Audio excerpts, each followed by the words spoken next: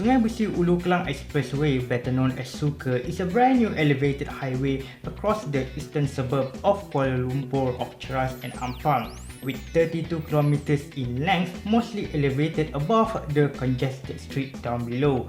Well, SUKA aimed to serve as an alternative to snarl driving traffic in the MRR2 Middle Ring Road 2nd. In this video, let's explore the routes and the reason of SUKA construction while highlighting the rationales of why Kuala Lumpur should building fewer highways within the city area.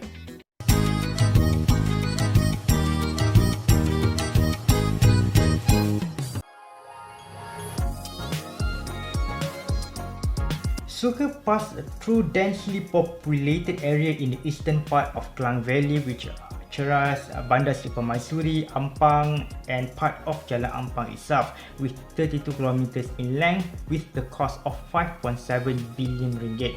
With 6-lane highway zipping above the congested suburb, the travel time between Cheras and Ulu Kelang takes about 15 minutes. Previously, the massive congestion in MRR2, specifically around Bandar Tasik Selatan and Pandang Indah, makes a trip from Sungai Besi to Ampang took more than 2 hours. It's not really a surprising condition.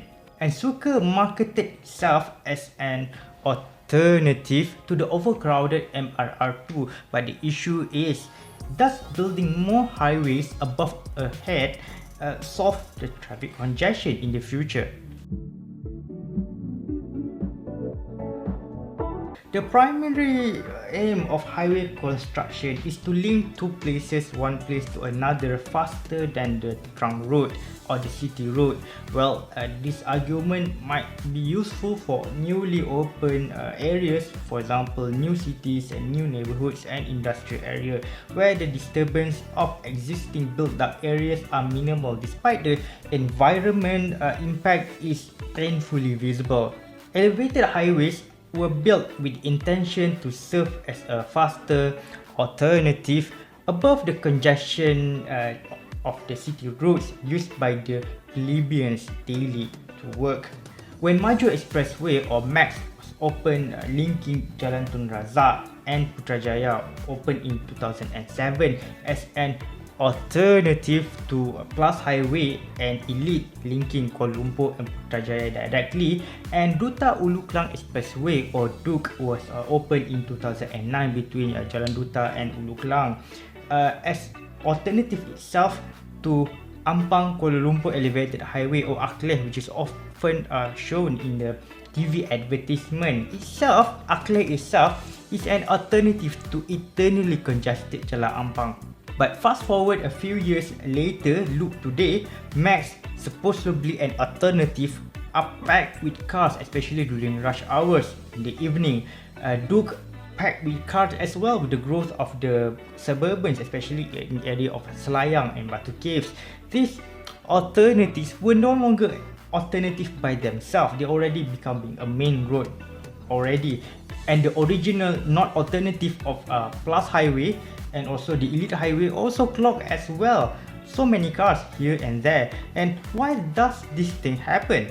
And why more roads and more lanes were built 3, 4, 5, 100 and people, the traffic is still there?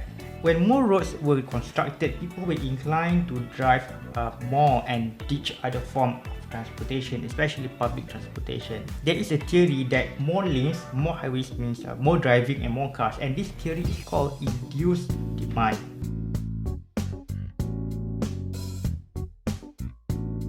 The simplest definition of induced demand I could find anywhere in the academic papers is this, quote, induced travel demand is any increase in travel resulting from improved travel conditions, unquote, which means that if more roads were built, people are inclined to drive more and that such more cars, and then congestion, traffic jam happen. Induced demand can be roughly explained as more lane added means more drivers to drive, since added lanes means more room to the existing number of cars. At first, the brand new highway makes the older road less congestion than usual. However, with the development of the new housing, new apartments, shopping malls, and together with the growing number of population and the children who live in the suburban area eventually will grow up and have their own vehicle, adding with the already present drivers who avoided rush hours typically before the highways were constructed, which means that everyone will rush to drive in this brand new highway, brand new line, and as a result, the new highway will be congested eventually, just like the alternatives of Max and Duke and Ackley whatsoever. Induced demand attract more drivers, thus the average speed will increase somehow, and later in the years the traffic will be slow up and just the same as before, with more pollution both from vehicle exhaust and also from the noise pollution itself. If more highways and more lanes did not solve the traffic, what is the main reason actually of traffic congestion in Kuala Lumpur?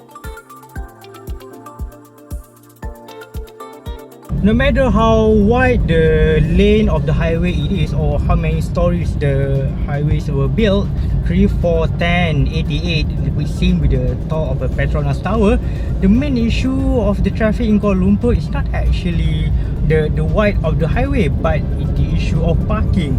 Parking is a pain issue when driving, a point that mostly missing when discussing the traffic issues in Malaysia. If you happen to live in the public housing apartments, or better known as PPR, Project Perumahan Rakyat, where parking is already limited and people are like taking their own spot in the public car parking, you will understand the situation better. Same with the terrace housing, where one house usually have more than 2 cars. And because of it, when people are driving to work or going to shop, not enough parkings mean cars will likely to stop wherever alongside the road, like in the roadside or in the road curb, causing the wide road, maybe like 2 or 3 lanes, reduced to become 1. And adding more parking is not really a wise move actually, because it will making a waste of the space available in the already congested and limited area in Kuala Lumpur.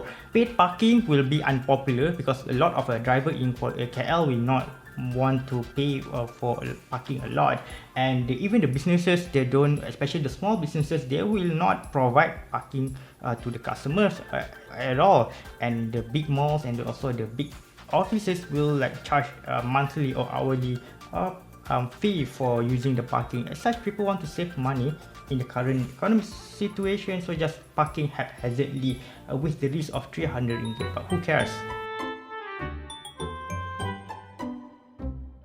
The support of building the elevated highways crossing densely populated areas often come from the suburban dwelling who in the top of the social economic ladder, earning more than the average Malaysian mean wage, earning way more than 2,500 ringgit per month, and the type of people who can afford to live in the $500,000 ringgit housing in the new suburban area of eco something. They don't care much about the pollution, they don't care about the noise throughout the highway routes. Whereas the people who are affected by the elevated highway construction and also completion are the people who live near the highway route, who often live below the average mean wage level, below 2,500 ringgit per month. And these type of people were affected by construction noise, and later when the highway was completed, affected by the pollution and also noise 24 hours per day, especially when someone is rempeting at 4 AM in the morning. So you might ask, what is the kind of a solution to solve the traffic in the medium term? Long term, we can construct a rail transit, of course, but what the action can be taken, maybe within the 5 years? Less driving, more walking. Instead of building more highways, there should be more place to walk. Walkways make walking safer and healthier, carry more capacity of people per area than cars on the road, and best of all, walking is free. Walking also provide the space of the small businesses too to open up, they set up their small shops. Lack of walkways on Malaysian roads make the roads miserable both in traffic in terms of congestion and walking in the term of speeding cars. And expanding the public transportation, especially the reliable bus services, is a must to reduce the number of traffic on the road. One bus can fit up to like 40 people in one bus, means that reducing 40 cars or 40 motorcycles on the road. Bus make trip to work or shop cheaper, helping the lower income people to like spend less money and time on the traffic. Since rail lines is expensive to build and plan, let's start with building more walkways, safer place to walk, and also reliable bus services. Furthermore, parking space is already limited and not all people are willing to pay for the monthly parking space. Do you think KL has more than enough highways than it should be, or you simply don't care about all the noise and pollution at all and willing to pay for the toll? Well, voice out in the comment below. And lastly, if DUKE is pronounced Duke, why SUKE is pronounced Suka and not Suck? If you want to drive onto Suka, phase 1 of the project has been opened to public on September 2022. You can enter from Taman Connaught, the interchange of Grand Saga, East-West connection of Bungan Timur Barat and Jalan Cheras in front of Cheras Central, or from Cheras Hartamas, Bukit Teratai, Ampang Town, Akleh, MRR2 and Duke from Setiawangsa. The driving time from Cheras to Ulu Klang is about 15 minutes on clear traffic. Please don't stop at the highway unless you want to fall down from 52-meter viaduct. Future phase 2 of Suka project will link Cheras with Bukit Jalil directly towards Shah Alam and North South Expressway Plus. Thank you so much for watching. I hope you learned something new about the new highway, and probably we should think more about better public transportation instead of the elevated highway with the toll that nobody are happily willing to pay. Thank you so much for watching. See you in the next video.